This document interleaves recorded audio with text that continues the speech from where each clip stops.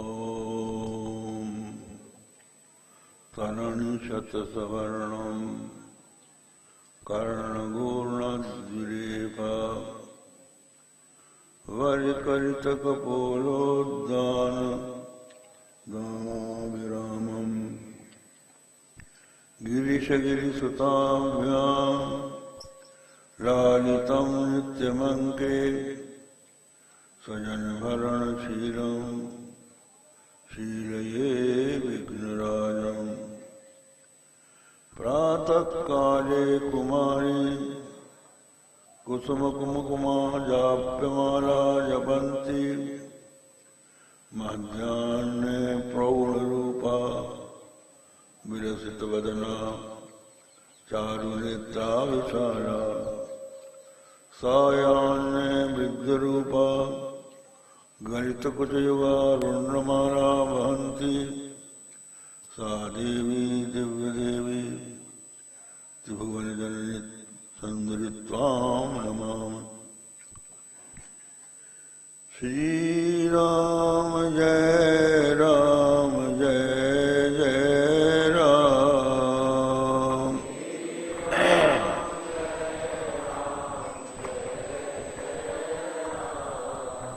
श्रीराम जय राम जय जय राम।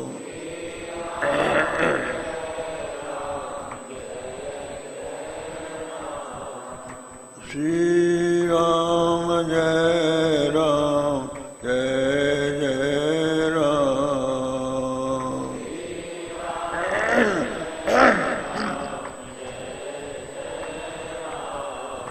श्रीराम जय राम जय जय राम।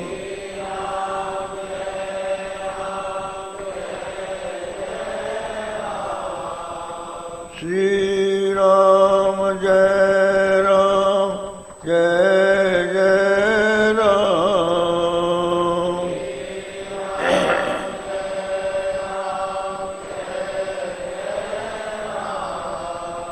श्रीराम जय राम जय जय राम।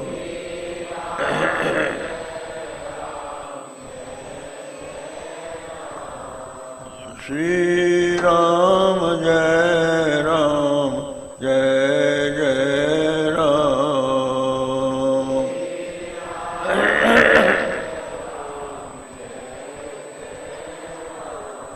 धर्म की अधर्म का प्राणियों में विश्व का गो माता की गो हत्या हर हर महादेव। समुपस्थित विद्वद्वृंद देवियों सज्जनों, श्रीमद् भागवत देवी भागवत श्रीमद् से युक्त है। इस देवी भागवत का प्रारंभ गायत्री मंत्र से होता है, जो दूसरी भागवत है श्रीमद् भागवत, उसमें भी गायत्री मंत्र का एक शब्द आता है, सत्यम परम धीमहि। धीमहि शब्द आता है। और यहाँ भी उस गायत्री का जो तात्पर्यार्थ है उसके सहित धीमहि शब्द आता है। सर्व चैतन्य रूपाम ताम आद्याम विद्याम च धीमहि तन्नो बुद्धि प्रचोदयात्। तन्नो बुद्धिम प्रचोदयात्। सर्व चैतन्य रूपाम ताम, हम जिन जगदम्बा की आराधना कर रहे हैं वह मात्र जड़ प्रकृति नहीं है, वह चैतन्य रूपा है। सर्व चैतन्य रूपाम ताम, सब प्राणियों में जो चैतन्य है, वो चैतन्य किस रूप में है? अहम अहम रूप में, मैं के रूप में जो सब प्राणियों के हृदय में स्फुरित हो रहा है, वो क्षेत्रज्ञ चैतन्य रूप है। उसी क्षेत्रज्ञ को यहाँ पर जगदम्बा के रूप में प्रतिपादित किया जा रहा है। वास्तव में जो परमात्मा है, उस परमात्मा में ना तो पुल्लिंग है, न स्त्रीलिंग है, न नपुंसक लिंग है। अपनी भावना के अनुसार जिस रूप में भी हम उनको देखना चाहें देख सकते हैं। एक कथा हम सुनाया करते हैं। कोई भक्त पंडित था, विंध्याचल में दुर्गा सप्तशती का पाठ कर रहा था। तो मध्यम चरित्र में आता है, या देवी सर्वभूतेषु मातृरूपेण संस्थिता, नमस्तस्यै नमस्तस्यै नमस्तस्यै नमो नमः। जो देवी सब प्राणियों में माता के रूप में स्थित है, उसको हम नमस्कार करते हैं, बारंबार नमस्कार करते हैं। वो पंडित व्याकरण नहीं जानता था, तो वो कहता था नमस्तस्मै नमस्तस्मै नमस्तस्मै नमो नमः। तस्मै की जगह वो तस्मै कहता था। तो उसके बगल में वैयाकरण विद्वान बैठा था। उसने उसको डांटा कि तस्मै के स्थान पर तस्मै क्यों कह रहा है? तू स्त्री की वंदना कर रहा है कि पुरुष की कर रहा है? तो वो झेप गया, उसको दुख हुआ। भक्त के हृदय के दुख को भगवती सहन न कर पाई। वो वैयाकरण पंडित घर में जाके जब सोया, तो रात्रि में उसको अपनी छाती में वजन दिखाई पड़ा। आंख खुली तो एक दिव्य तेज प्रकट हुआ। उस तेज से शब्द निकला, बोल, मैं स्त्री हूं कि पुरुष हूं? उसने हाथ जोड़ के कहा कि मां, आप तो सब कुछ है, आप में कोई अंतर नहीं है। तो ये जगदम्बा सब प्राणियों के भीतर चैतन्य के रूप में अवस्थित है। सर्व चैतन्य रूपाम ताम। तो कहते हैं ताम वह जो समस्त प्राणियों के हृदय में विद्यमान है, जो सब क्षेत्रों का क्षेत्रज्ञ है, वो जगदम्बा हमारी आत्मा से अभिन्न है। आत्मा में और उसमें कोई अंतर नहीं है। आद्याम विद्यान च धीमहि। उसी सर्वव्यापिनी जो पराशक्ति है, जिसको त्रिपुर सुंदरी कहते हैं, तीनों पुरों में जो साक्षी रूप से विद्यमान है। स्थूल शरीर एक पुर, सूक्ष्म शरीर दूसरा पुर और कारण शरीर तीसरा पुर। तीनों को जो जानती है, जागृत के न रहने पर, जागृत नहीं रहता स्वप्न आ जाता है, तो वो स्वप्न को भी जानती है। और स्वप्न के भी न रहने पर घोर निद्रा जब आ जाती है, तो उस घोर निद्रा को भी जानती है। तो तीनों अवस्थाओं में जो एक रस साक्षी रूप से विद्यमान है, उसी का नाम त्रिपुर सुंदरी है। और वो सबके हृदय में निवास करती है।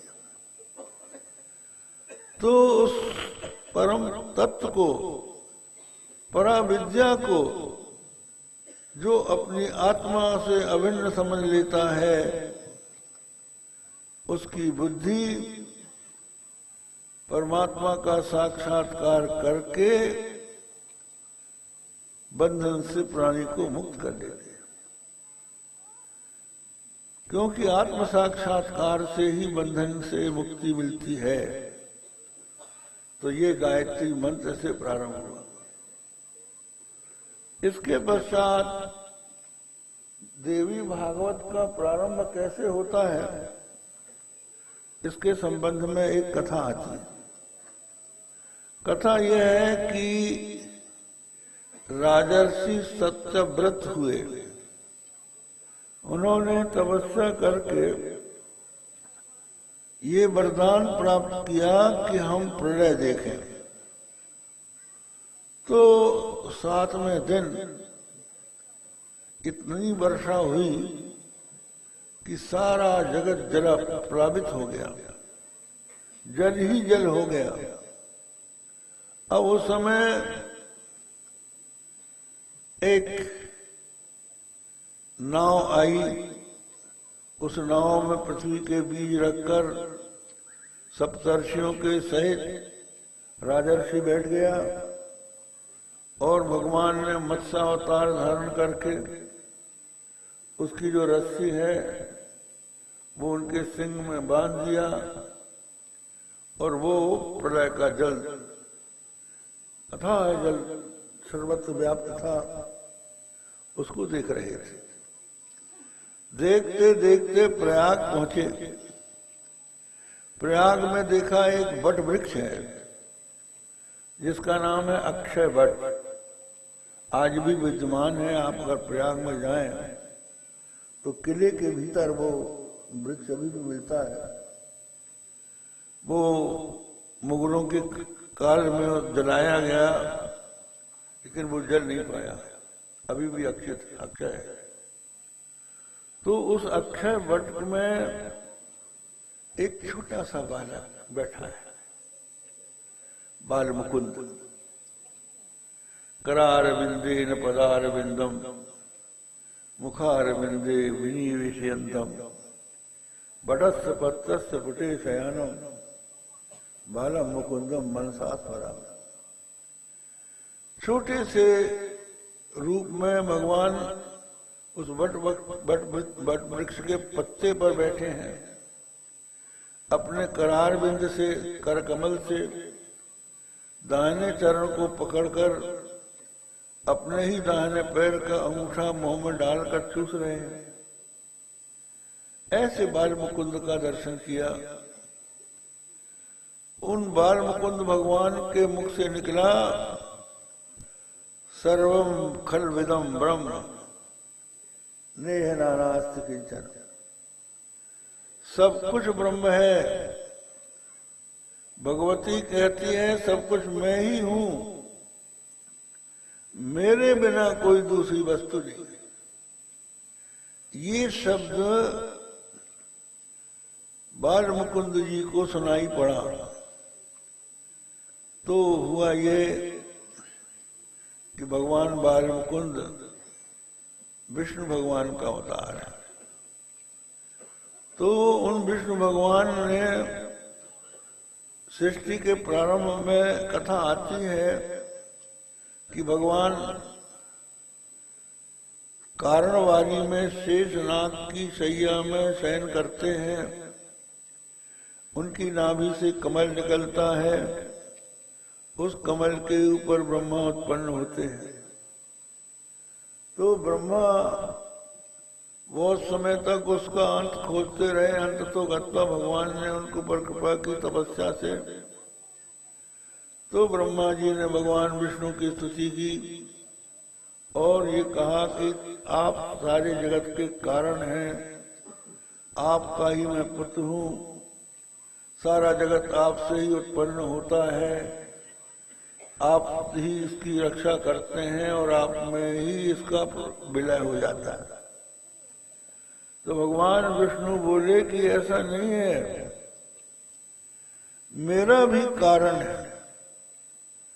मेरा कारण परम शक्ति है, जगदम्बा है। उस जगदम्बा से जगत की उत्पत्ति होती है और मुझे जगत उत्पन्न करने की शक्ति वही देती है। सृष्टि के आदि में एक जगदम्बा ही थी। उस जगदम्बा ने जगत को उत्पन्न करने के लिए जब संकल्प किया, मन बनाया, तो ब्रह्मा की उत्पत्ति हुई। ब्रह्मा ने हाथ जोड़ के पूछा कि माँ क्या आज्ञा है? तो भगवती बोली सृष्टि कर। तो बोले शक्ति दो, बिना शक्ति के तो कुछ हो नहीं सकता। तो सरस्वती रूपी अपनी अंशभूता शक्ति ब्रह्मा को प्रदान की। उसके पश्चात सृष्टि होती थी, नष्ट हो जाती थी, तो उसकी रक्षा के लिए उन्होंने जब मन किया तो विष्णु की उत्पत्ति हुई। विष्णु हाथ जोड़ के बोले कि माँ क्या आज्ञा है? बोली पालन कर। माँ बोली, विष्णु बोले शक्ति दो, तो लक्ष्मी शक्ति दे दी, रमा। उनके बल पर जगत का विष्णु पालन करने लगे। फिर बहुत लोग बढ़ गए, कोई मरता ही नहीं था। तो जगदम्बा ने थोड़ा सा क्रोध किया तो रुद्र उत्पन्न हो गए। उन्होंने पूछा कि माँ क्या आज्ञा? तो बोली संहार कर, का शक्ति दो तो गौरी शक्ति दे दी। अब भगवान शंकर बोले कि अब हम थोक में सबका संहार कर दें कि थोड़े थोड़े करें? तो उन्होंने कहा नहीं, थोड़े थोड़े करो, एकदम से सबको मत मारो। तो भगवान शंकर ने मृत्यु उत्पन्न की। मृत्यु पैदा हुआ तो वो मारने लगा।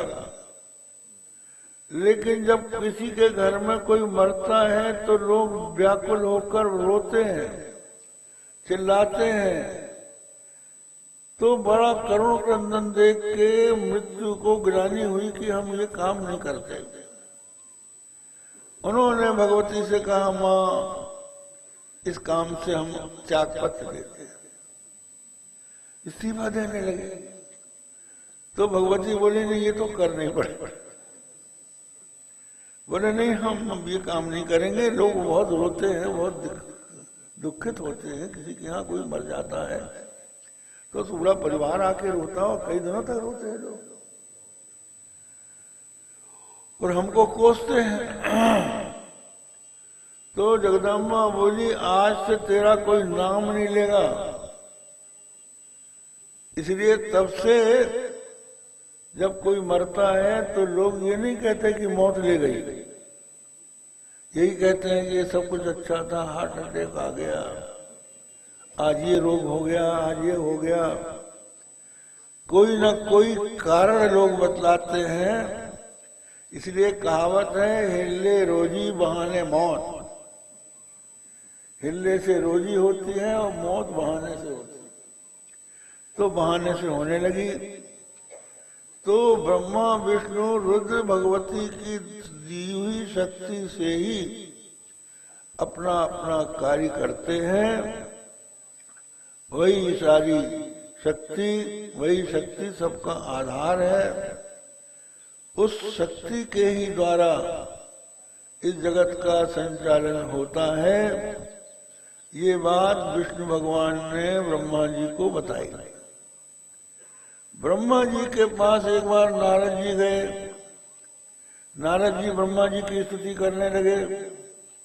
तो ब्रह्मा जी ने भी यही कहा कि देखो ऐसा नहीं है, मुझ में जो भी शक्ति है वो जगदम्बा की दी हुई है और किसी की नहीं है। और ये बताया कि सृष्टि के प्रारंभ में विष्णु भगवान को जो उपदेश दिया था जगदम्बा ने आकाशवाणी से कि सब कुछ मैं ही हूं, मेरे मुझसे भिन्न कुछ भी नहीं है, ये देवी भागवत का मूल है। यहां से देवी भागवत प्रारंभ होती है।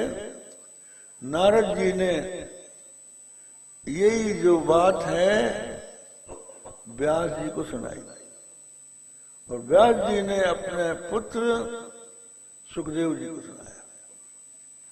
सुखदेव जी को इसी बात को लेकर 18,300 श्लोक बने। इन श्लोकों के द्वारा इसी तत्व का प्रतिपादन हुआ कि ब्रह्म को छोड़कर कोई दूसरी वस्तु है नहीं, सजातीय विजातीय स्वगत भेद शून्य एक अखंड ब्रह्म ही सब कुछ है। ये जो तत्व ज्ञान है, अद्वैत तत्व का जो बोध है, यही देवी भागवत का सार है। इसी को समझाने के लिए नाना प्रकार की कथाएं हैं। कथाओं के द्वारा मनुष्य के मन में वैराग्य होता है और उसके बीच बीच में कुछ ज्ञान की बातें आ जाती हैं। हमारे जो पुराण है, पुराण जो है ये मनुष्य को धीरे धीरे तत्व ज्ञान करा देते हैं। गीता अगर कोई पढ़े, उपनिषद पढ़े, तो ये समझ लो किसी को बुखार चढ़ा है तो बुखार चढ़ने वाले को, बुखार वाले को अगर कोई कुनेन दे तो कुनेन इतनी कड़वी होती है तो वो खाना नहीं चाहेगा। तो अगर उसी कुनेन को मलाई में लपेट के दे दे तो गले के नीचे उतर जाती है। तो मलाई के साथ साथ वो कुनानी भी पच जाती है, बुखार का नाश कर देती है। तो ये पुराण जो है कथा रूपी मलाई से तत्व ज्ञान कराते हैं। तो ये श्रीमद् भागवत, देवी भागवत जो है ये कथा प्रधान हो जाती है। 18,300 श्लोकों में इसका व्यास जी ने वर्णन किया। अब इनके पुत्र जो थे सुखदेव जी थे। सुखदेव जी की उत्पत्ति कैसे हुई? वो यज्ञ के लिए अरण्य मंथन कर रहे थे।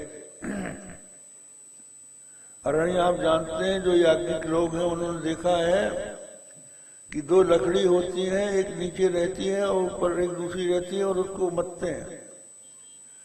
तो उस लकड़ी के भीतर से आग पैदा हो जाती है, फिर उसमें थोड़ा थोड़ा कंडा डालते हैं, तृण डालते हैं, धीरे धीरे अग्नि प्रज्वलित हो जाती है।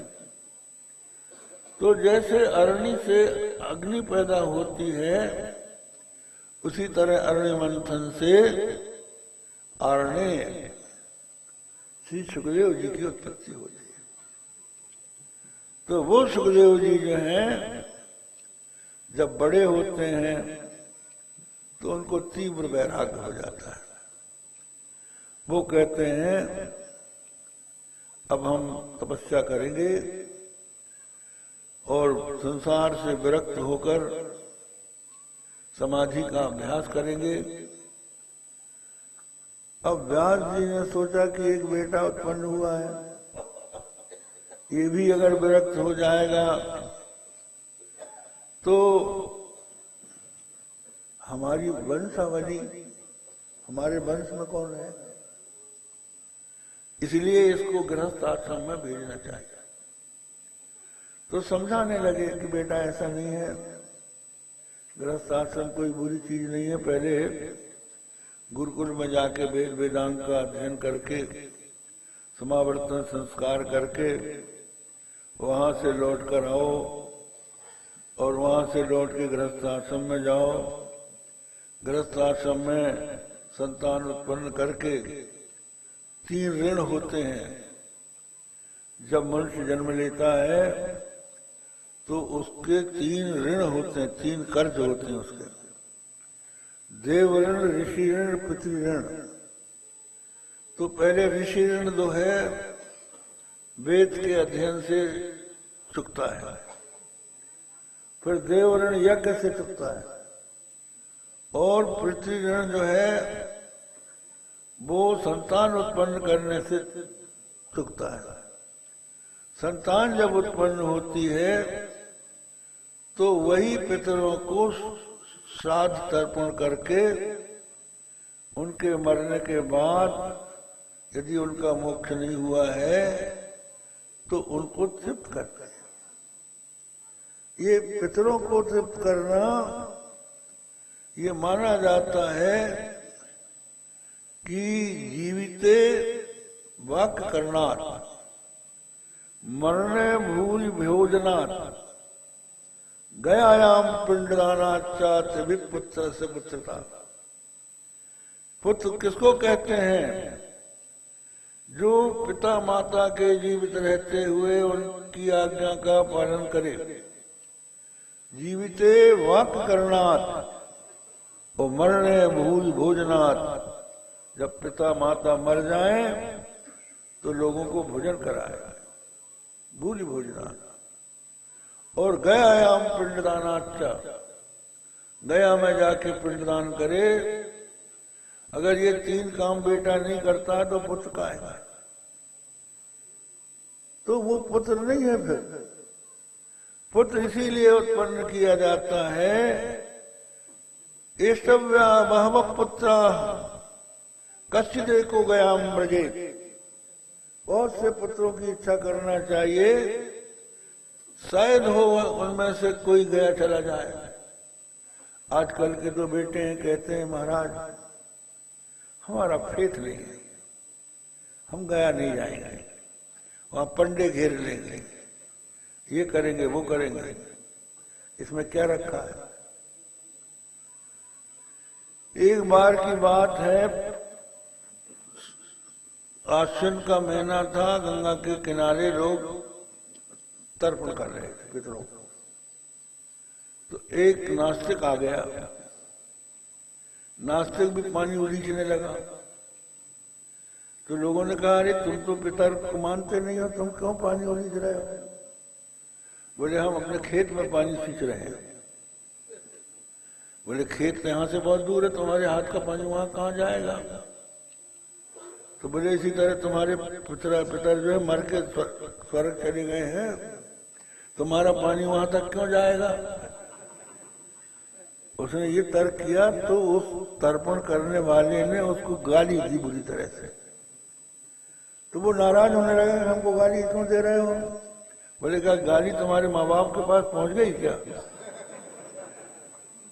जब वो नहीं पहुंची तो ये भी पहुंच जाएगा। तो जो हमारे पितर हैं वो तृप्त होते हैं, वो खाते नहीं हैं। जब हम पिंडदान करते हैं, तर्पण करते हैं तो उनको तृप्ति होती है। भगवान के सामने जब हम नैवेद्य लगाते हैं तो भगवान उसमें से खाते नहीं है, तौल के देख लो, लेकिन वो उनका प्रसाद हो जाता है। और उनके देख लेने मात्र से उसमें अद्भुत स्वाद हो जाता है, उसको प्रसाद कहते हैं।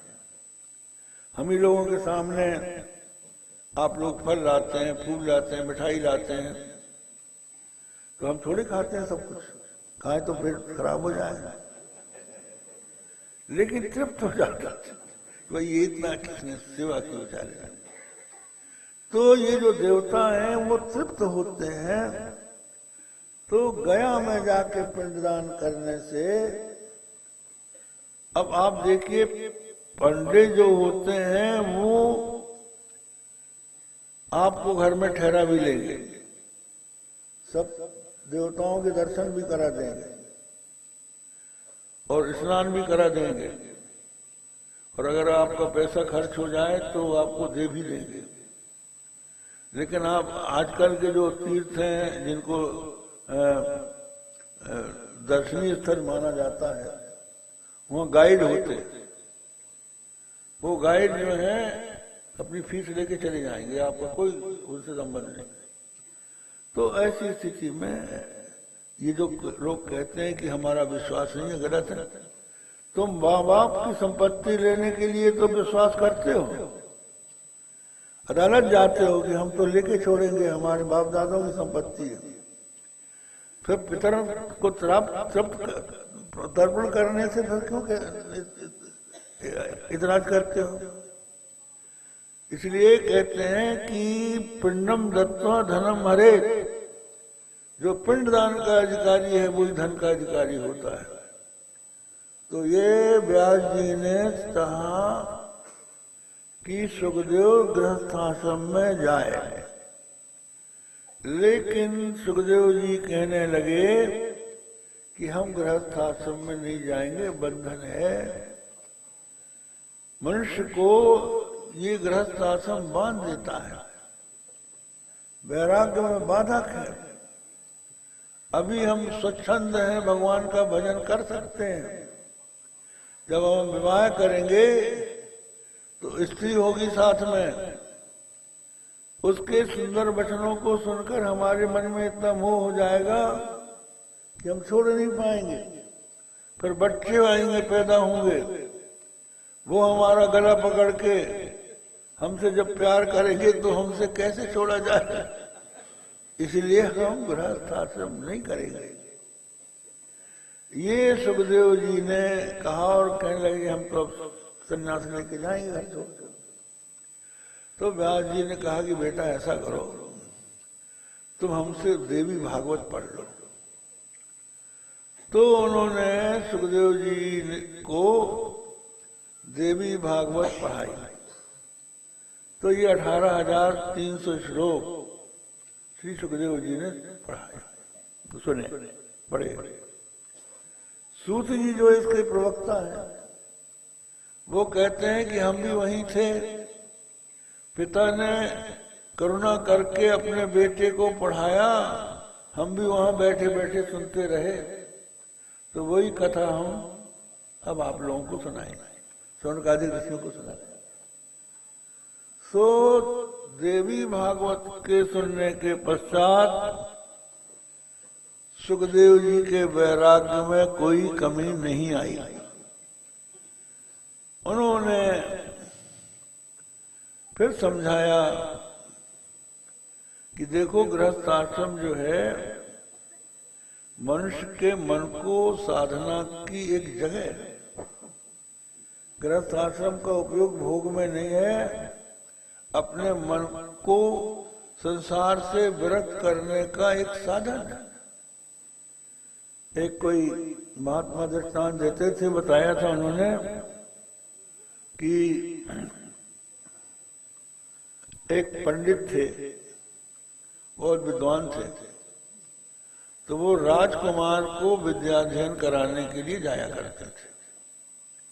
तो राजकुमार को उन्होंने सकल विद्याओं का उपदेश दिया और वो विद्या सीख भी गया राजकुमार। तो जो विद्या वो राजकुमार को पढ़ाते थे, लौटकर अब जब रात को अपने बेटे को पलंग पर साथ में सुलाते थे तो कंबल ओढ़ के बेटे को भी कंबल उड़ा देते थे जाड़े के कारण। वही विद्या अपने बेटे को पढ़ाते और दूसरे दिन वो सुन लेते। जो अच्छे अध्यापक हैं वो जो कुछ पढ़ाते हैं पढ़ने वाले से पिछला सबक पूछ लेते हैं, एकदम से नहीं पढ़ाते। तुमने कल क्या पढ़ा? एक पंडित थे, उनके पास कोई पढ़ने आया तो उन्होंने पढ़ाया और दूसरे दिन पढ़ने आया तो बोले हमने कल क्या पढ़ाया था? तो कहने लगे पंडित जी हम तो भूल गए, हम बता नहीं सकते, आप आगे पढ़ाइए। तो उनका हम उधार नहीं पढ़ाते, नगद पढ़ाते हैं, पहले याद करके आओ तब हम तुमको पढ़ाएंगे। कहते हैं पांचों पांडव अपने गुरु के यहाँ पढ़ते थे। तो शुक्राचार्य जी के यहाँ पढ़ते थे। तो उन गुरु के यहाँ उन्होंने ये सुना कि क्रोध नहीं करना चाहिए। तो सब लोगों ने तो सुन लिया और एक कान से सुन के दूसरे कान से निकाल दिया। लेकिन युधिष्ठिर ने ये सोचा कि नहीं, पहले यही पक्का करो, क्रोध नहीं करना चाहिए। अब पिछला सबक पूछने लगे और सब लोगों ने सब सुनाया। युधिष्ठिर तो चुपचाप रहे, बोले बताओ तुम भी। तो वो गुरुजी नाराज होने लगे, तो भी युधिष्ठिर कुछ नहीं बोले, खूब डांटा फटकारा। बोले तू बोलता क्यों नहीं है? बोले मैं आपकी जो शिक्षा थी क्रोध नहीं करना चाहिए उसी का अभ्यास कर रहा हूं। तो ऐसा होता है कि गुरु वो होते हैं जो कि पिछली बात अच्छी तरह से याद करा देते हैं। आजकल तो स्कूलों कॉलेजों में प्रोफेसर आए और उनका जो कोर्स का पंडित होता समय बोल बाल के चले गए। लड़के अगर पढ़ते हैं तो ठीक, ना पढ़ने तो ठीक है, और तुमको समझ में नहीं आए तो ट्यूशन करो, हमको बुलाओ, रात को हम पैसा लेके पढ़ा देंगे। ये चक्कर चल रहा है। तो हुआ ये कि गुरु जो उस राजकुमार को पढ़ाते थे वही अपने बेटे को पढ़ाते थे। अब उसकी पढ़ाई पूरी हुई, परीक्षा लेने के लिए लोग आए, तो राजकुमार ने तो तड़ातड़ उत्तर दिया जो कुछ उनसे पूछा गया। अब ब्राह्मण बालक को भी ले गए थे ये कि इसकी भी परीक्षा हो जाए, इसको भी हमने वही पढ़ाया। जब इससे पूछा तो दरबार का चाक चिक देख के वो लड़का घबरा गया। उसने पिताजी की तरफ देख के कहा कि पिताजी कंबल लाइए, जब हम कंबल ओढ़ लेंगे तब हमको याद आएगा। इसी तरह से जो व्यक्ति पहले ही संसार छोड़ देता है वो फिर संसार में आने पर मोहित हो जाता है, और जो संसार में रह के यहाँ का चाक चिक देख के फिर भी अपना अध्यात्म का अभ्यास करता है वो जीवन में सफल हो जाता है। होता यह है अगर किसी से किसी का झगड़ा हो जाए तो कहते हैं हम बोलेंगे नहीं, बोलचाल बंद करेंगे। अरे बोलचाल बंद करने से कुछ नहीं होता है, पहले अपनी वाणी को नियंत्रित करो, बोलना सीखो। जब तक वो नहीं सीखोगे केवल मौन होने से काम नहीं चलेगा। एक महात्मा थे, साधु थे, बड़ा सुंदर स्वरूप था उनका, बड़ी बड़ी जटाएं थी। तो घूमते घूमते एक गांव में पहुंचे। गांव के लोगों ने देखा कि बहुत महात्मा बड़े अच्छे हैं, उनकी सेवा करने लगे। वो स्लेट में लिखते थे, बोलते नहीं थे, मौन थे। तो लोगों ने उनसे प्रार्थना की कि महाराज आप मौन खोल दें तो संसार का कल्याण बहुत होगा। तो उन्होंने लिख के दिया कि जब तक यज्ञ नहीं होगा तब तक हम मौन नहीं खोलेंगे। तो गांव के लोगों ने यज्ञ कराया चंदा करके, बड़े बड़े पंडित आए, महात्मा आए, यज्ञ हुआ। पूर्णाहुति जब हो गई तो लोगों ने कहा कि महाराज अब मौन खोलो। बोले एक गऊ दान और करो। तो बछड़े वाली गऊ बुलाई गई, वो उनकी पूंछ पकड़ के दान किया। उसके बाद जब उन्होंने मौन खोला तो ऐसी कर्कश वाणी निकली कि बात बात में गाली। सुन के लोग एक ही 2 दिन में परेशान हो गए, हाथ जोड़ के बोले कि महात्मा जी एक यज्ञ और करा लो पर मौन हो जाओ। भाई बोलने का तरीका जो है मौन होने से नहीं बनता है, इसके लिए अपने मन को नियंत्रित करना पड़ता है। तो कहने का अभिप्राय यह है कि गृहस्थ आश्रम जो है साधना की जगह है।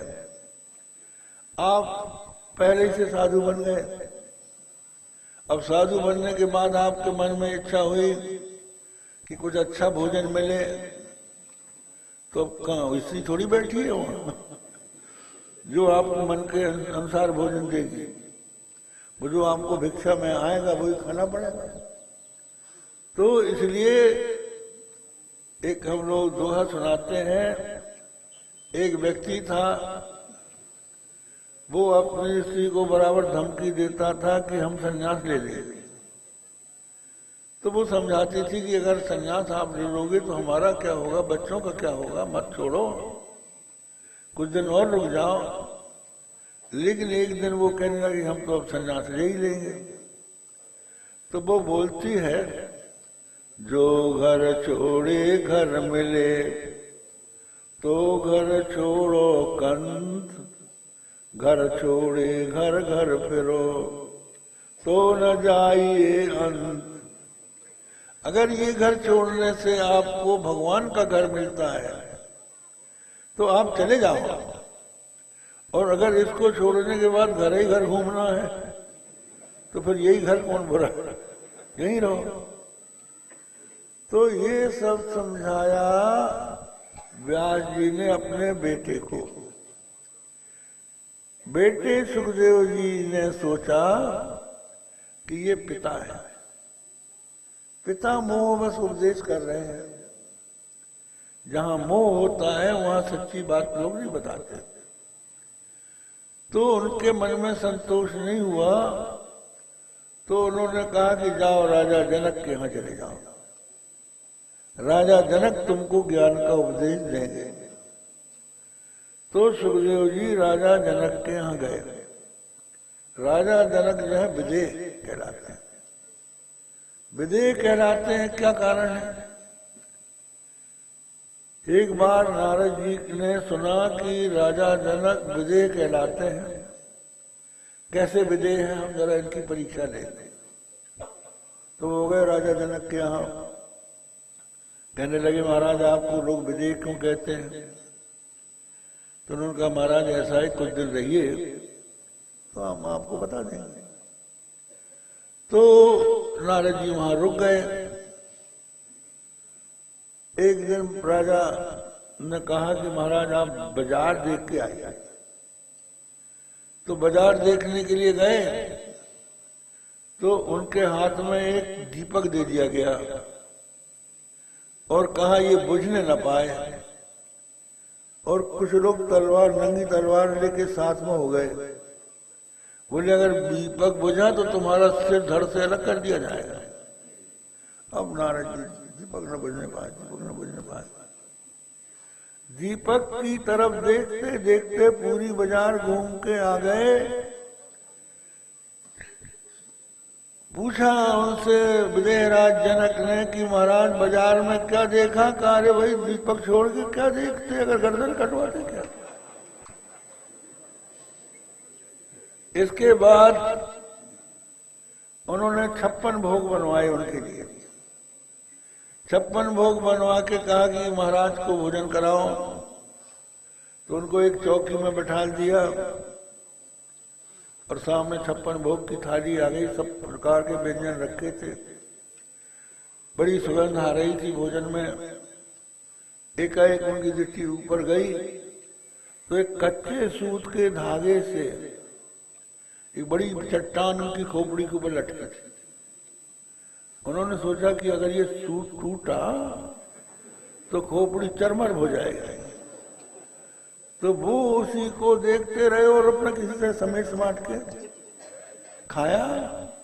जनक ने पूछा कि महाराज क्या क्या खाया आपने? अरे कहा क्या खाते? वो चट्टान जो तुमने सिर में बांध रखी। बोले इसी तरह से हम राज करते हैं, लेकिन हमारा ध्यान जो है परमात्मा पर रहता, दूसरी जगह नहीं रहता। जैसे पनिहारिन होती है, पनिहारिन आजकल तो नर बन गए, पहले जमाने में कुएं से लोग लाते थे। जो नर्मदा किनारे के लोग हैं नर्मदा किनारे से लाते हैं। तो घड़ा, घड़े के ऊपर घड़ा, घड़े के ऊपर घड़ा, इस तरह से लोग चलते हैं। तो बीच में बेटा आ जाता है, बेटा का हाथ पकड़ लिया, वो कहते नहीं हम तो गोद में बैठेंगे, तो वो गोद में भी बैठा लेती है, अपनी सहेली से बात भी करती जाती है, लेकिन ध्यान कहाँ है? गड़े। इसी तरह से नटी दृष्टांत है।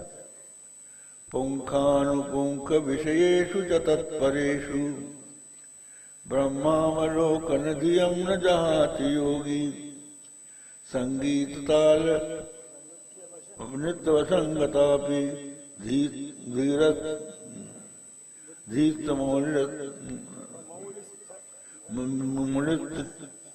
कुंभ परिरक्षण धीर नटीव मौलिक कुंभ परिरक्षण धीर नटीव।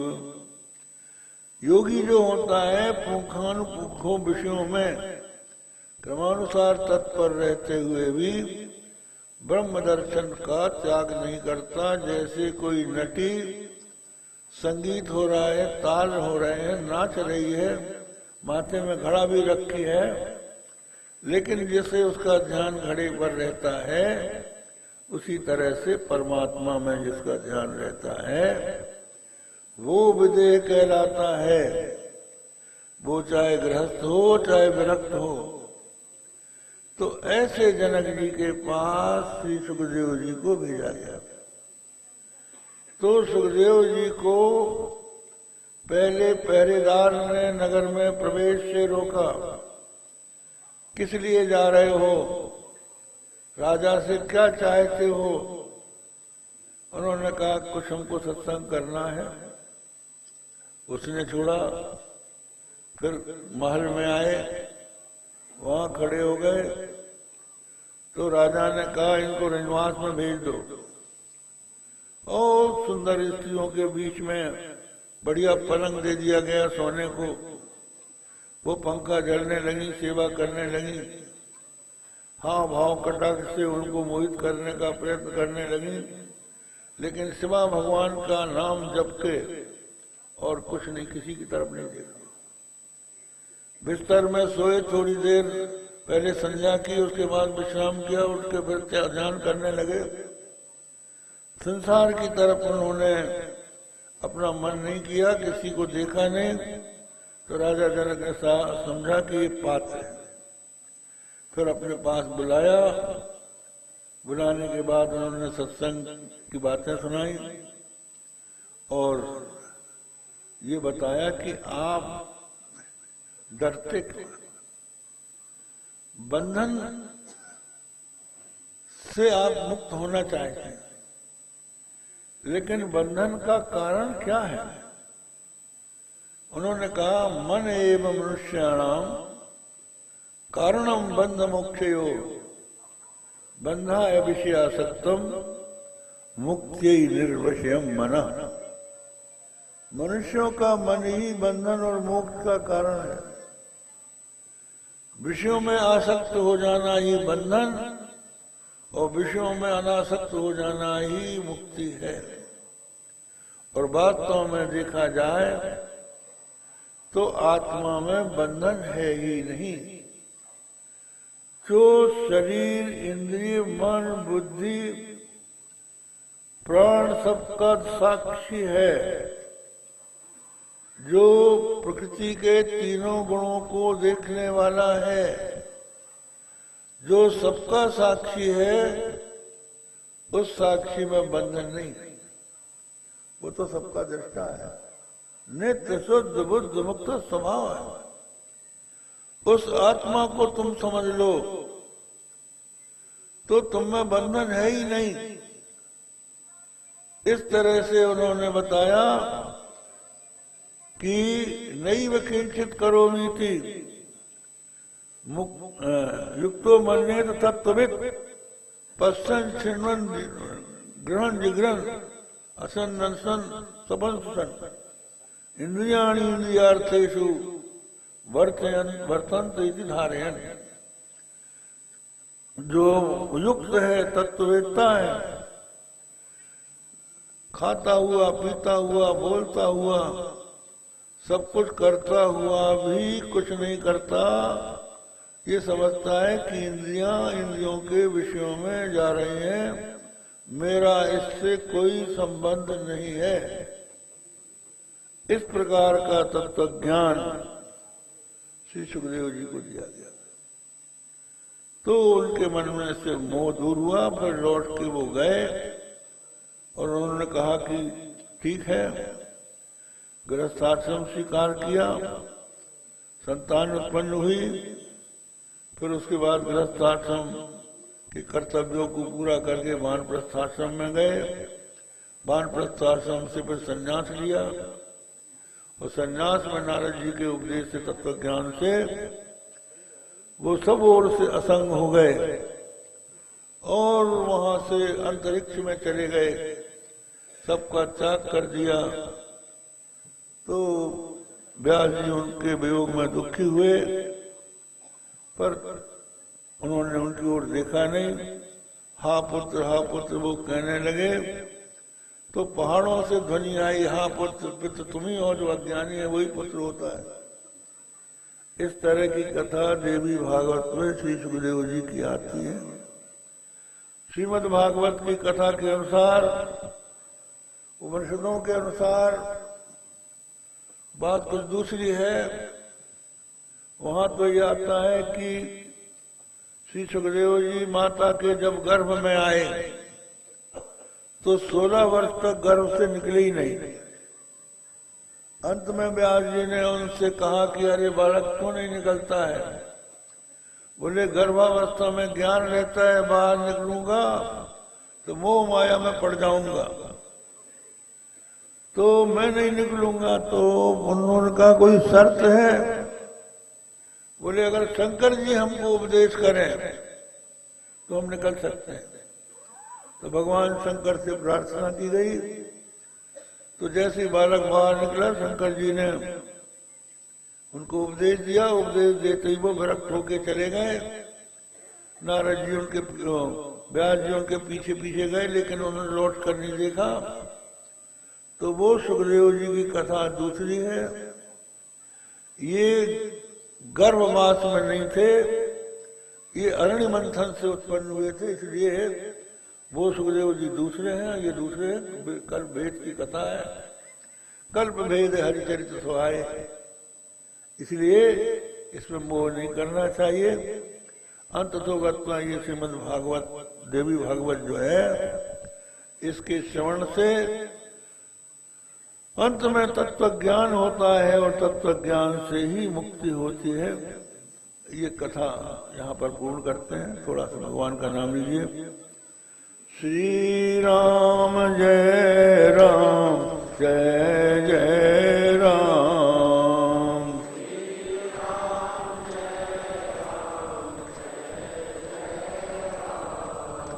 श्री राम जय राम, जय जय राम।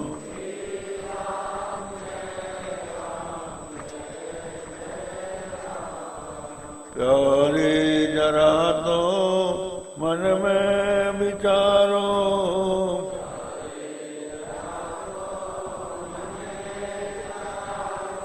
क्या साथ लाए अरुले चलोगे?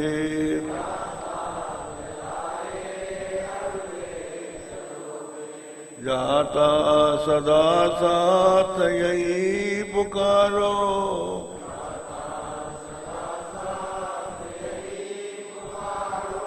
गोविंद दामोदर माधवेति।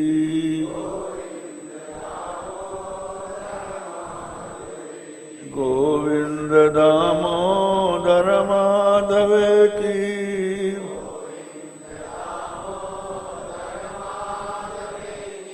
हे कृष्ण हे यादव हे सखेति।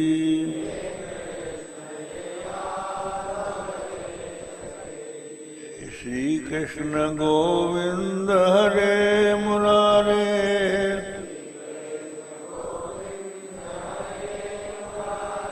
हे नाथ नारायण वासुदेव।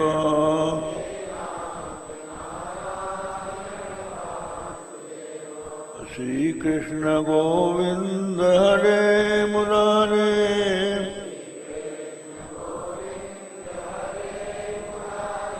हे नाथ नारायण वासुदेव।